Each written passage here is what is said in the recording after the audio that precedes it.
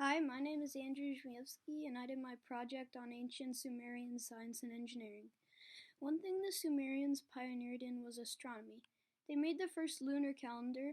They were able to predict how planets were going to move and when lunar eclipses would occur. They could even predict how far apart the outer planets were and their color, and they were correct.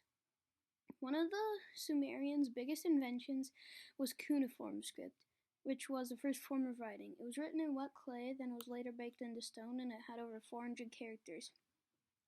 The Sumerians are also credited with the invention of the wheel, one of the most important inventions ever. AntiquityNow.org says it was invented in 6 stages: the roller, the sledge, a sledge on rollers, a sledge on a grooved roller, 2 wheels with a fixed axle spinning between pegs, and 2 wheels with an axle attached with bearings. The first version of the wheel was known as a roller. For this, people would prop their thing they were carrying on a log, the front of it, and then they would roll it over it and put another log under their front and keep repeating the process.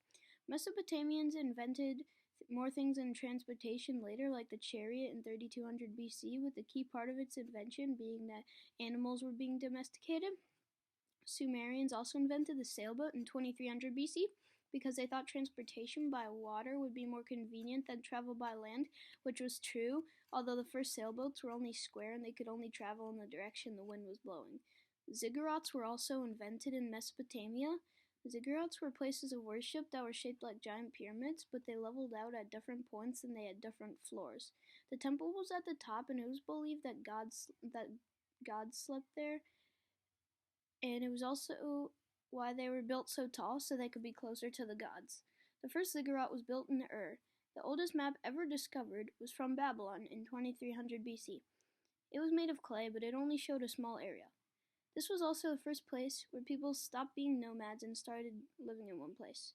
The Sumerians also developed some things in lists, such as inventory and geography, and naming plants and animals.